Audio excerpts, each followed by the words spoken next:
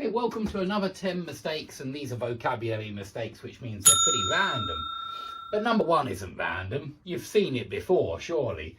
Number one, he could have said me about this last year. You know, this is a really common mistake, even among the most advanced students. Remember, among, not between, guys, because when we mean within a group, we use among, yeah? Not between. Between is between you and me or something like that. It's normally two separate things. Among is one group and you're one of them. So even among the very best students, I would say this mistake is still really common. And so you really want to try your utmost to avoid this mistake. He could have, okay, what do? We say, tell somebody something.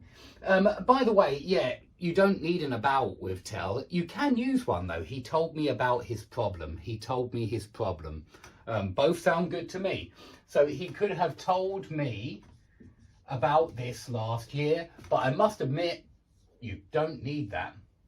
About just sounds like you go into more detail to me. He told me about his, about his divorce. It sounds like you go into detail, whereas he told me his divorce. No, that one doesn't work. In fact, yeah, sometimes you need about.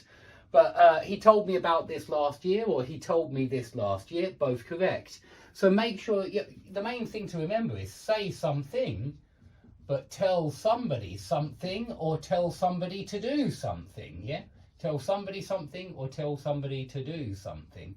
I think that sums up most of this. And also, yeah, you can have to somebody here. Let's add a few more details. And speak or talk to somebody about something, yeah? Speak or talk about something to somebody. Yeah, and hopefully that covers most of those 4 words and the way that they're used. But please, you really want to learn this, because this is without doubt the most common mistake in the whole of the English language among foreign students. Okay, so number 2, he didn't want anyone to help him dress up. Okay, I thought for a second I'd made a mistake there, but because of course this is correct, maybe, but it wasn't correct in the sense that the student was using it, because the student, she didn't mean dress up actually, she meant get dressed, because there is a difference. Dress up means wear your best clothes, yeah? So I very rarely dress up.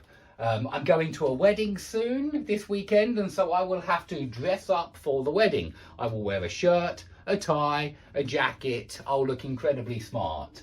But I don't often dress up.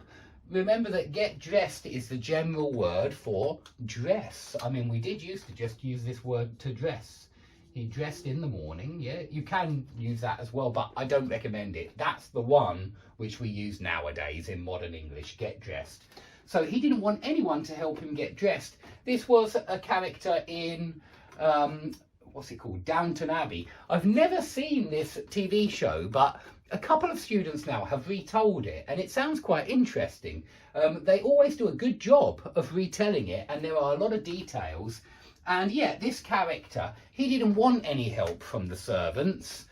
He felt that he was independent, and I suppose he felt insulted to be helping, well, for somebody to help him get dressed. Maybe he felt like a little child. I assume he did.